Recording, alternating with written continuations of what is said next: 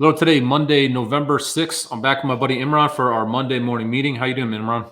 I'm good, man. Good to see you. We missed last week We did. for personal reasons, but the market went bananas. So maybe it's good because it didn't run us over, right? Yeah. I wanted to start today. Generally, you and I focus on single stock ideas, but there's a theme in here that I saw with your two stock selections, and then what I'm going to show is kind of what's interesting for the week. But it's this ridiculous rally that we've had, and I say ridiculous just because it's been so, the move's been so large. So as you can see here, from the lows of pre-FOMC, we're up 6.5% in the SPX. That is something else, right? And I think that's a lot of short covering, and people have bid up everything now that rates have apparently come down for forever and in perpetuity, and everything is good. So this move frames, I think, what you and I are going to be flagging today as what opportunities may be over the next week or two. I want to mention this quick and get your feedback on it. I don't want to dive into the whole macro stock landscape, but I call this now the phase transition. Implied volatility has been crushed. We had this massive rally. Rates, have taken their breath. The VIX has gone from 20 down to 14s.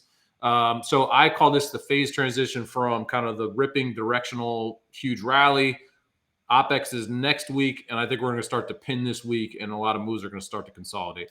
Do you have any thoughts on that kind of macro, SPX, not macro economics, but macro, index level? Yeah. Big shifts? picture.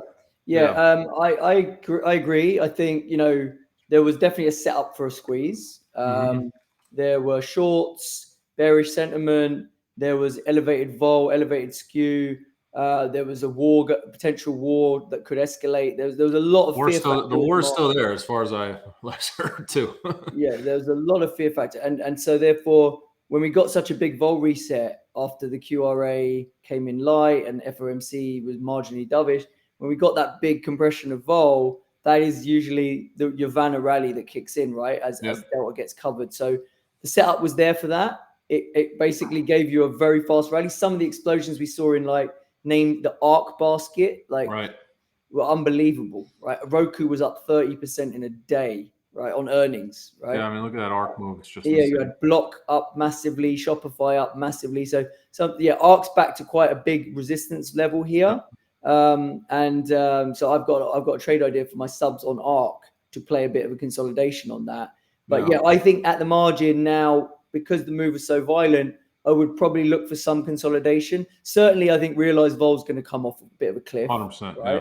So, people look at historic realize and go, oh, it's moving so much. Why wouldn't you buy Gamma now? Because it's so cheap. And it's like, that's the whole point, right? Historics are historic. That's the word. Yes. It's looking at history, whereas the implieds are forward looking and telling you the market anticipates less vol now. And part of the reason it anticipates less vol is because dealers are now a lot longer than they were a week or two ago, right? So that's what I think. Very, very well said. The green line here is 1 month realized vol. So we're at like a 15, and the move up actually helped to hold this realized vol up, if anything, right? Because the moves have been so large. So I think we come down into kind of the 11s in short order, with OPEX being next week. To your entire point, the forward versus kind of realized implied volatility. In our founders note this morning, we put this chart on Twitter if you want to take a look at it. But this is the difference between VIX, which essentially looks at 1 month forward implied vols in the SPX versus 1 month realized. And you could see this collapse, right? So the peak here was when we were all worried about hedging the wars on Friday night, right? Plus the rate concerns, bid up VIX to 20, and now the VIX has collapsed, and so that premium has come off. This is Vanna fuel as that VIX collapses, implied vols come down, and the market sort of rips higher. So the reason I want to talk about this, because it frames, and these moves frames what both you and I independently sort of arrived at in terms of our single stock ideas and our theme. So let's start with yours. I saw first buy. I was like, Imran's buying stocks into this sucker, but you're buying puts here. So this is a mean reversion model, remember, right? So anything that comes up on the strategy compass is a mean reversion thing. So it means if the stock is overbought, it's going to be looking for downside plays. If the stock is oversold, it's going to be looking for upside plays. So clearly we're looking a bit overbought here. And the names that have kind of flashed up on my radar are AMD. Why AMD? Just because it had a massive move post earnings. It was at the bottom of the range. You look how that kind of channel it was carving out. It was at the bottom of that channel going into earnings. And generally the AI names outside of Nvidia had kind And of, that's up 20% in, what is that, a week? yeah, 2 it's weeks? massive, right? Because Yeah. they're releasing a chip to compete with Nvidia, basically, Yeah. right?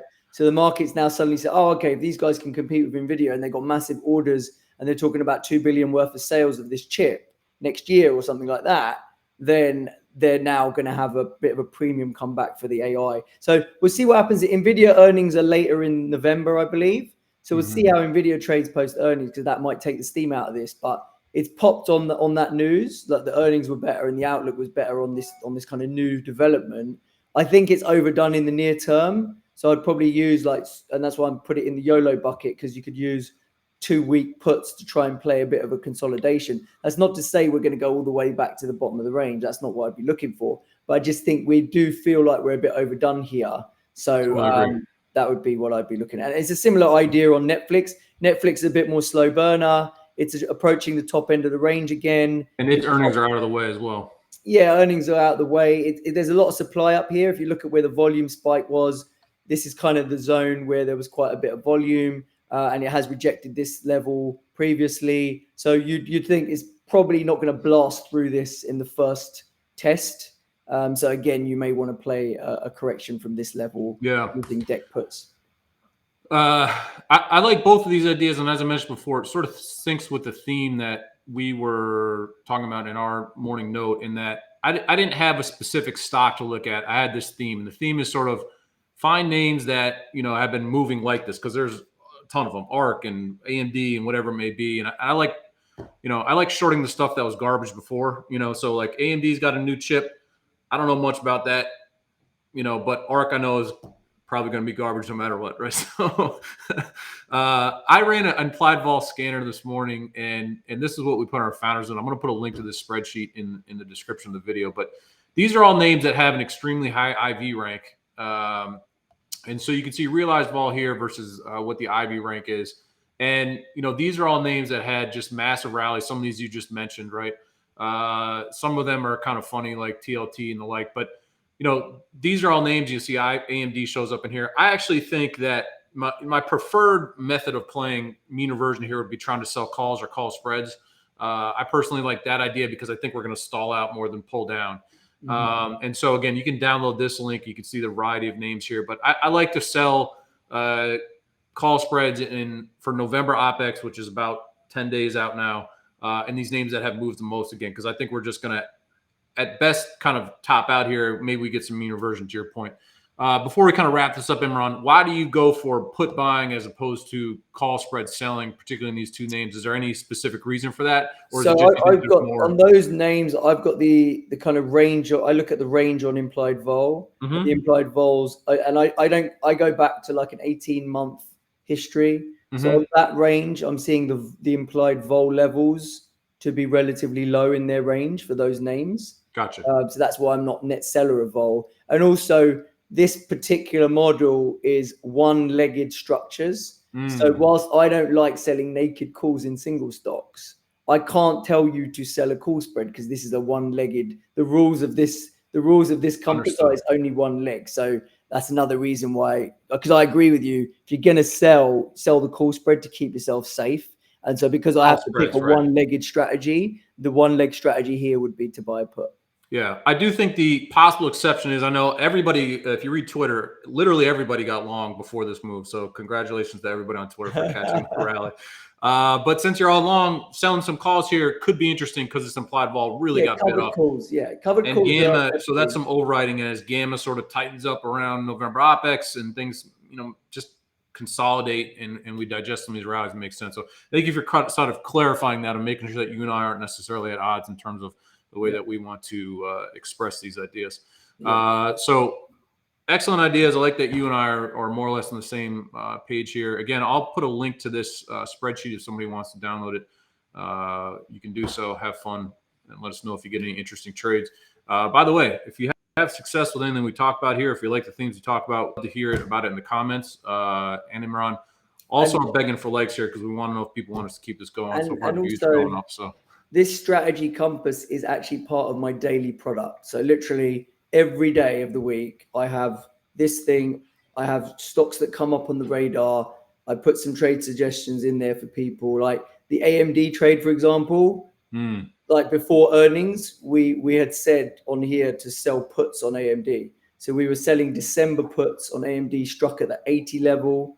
The vol's been crushed post earnings. The stock's rallied 15-20%. And you got the Delta bang too. Those things have gone to zero, right? So if you sold those, you did pretty well. So and the good thing is you can test this out for a month for absolutely free, right? So you can sign up to our daily, you can sign up to our bundle, you check out all the stuff we provide, and if it helps you make money, stick with us. And if it doesn't, good luck to you, right? That's membership should pay for itself. You're a hardworking guy, and look, if you get some good ideas off these things, then yeah. And I don't claim that every single one of my ideas is going to make money. And no, anyone that does claim that, you should run from them. Exactly.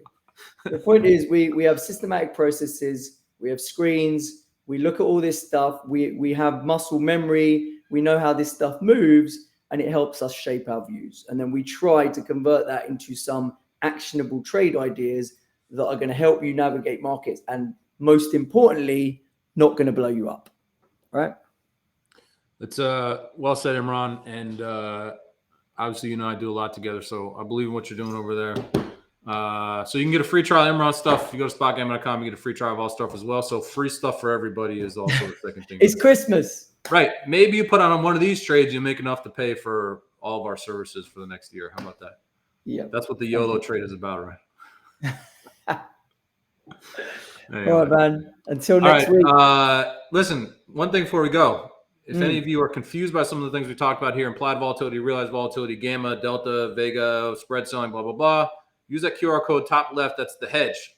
Imran and I put together a options training course. It takes you all the way through what is a put and call, all the way up through delta hedging and the like. So check out that course called The Hedge. And also, Imran, where can people find you to get the free trial? So just go to our website, options-insight.com. Everything is on there. It's part of our tools. We have education and we have tools. That is the key to learning options and figuring out how to make money out of this stuff. Awesome. And we're at SpotGamma.com. You can find us at SpotGamma on Twitter. Imran is options-insight on Twitter. And we will see you next Monday for this. And then we also do our OpEx live on Tuesday afternoon. So tune in for those. See you later. Thanks, bud.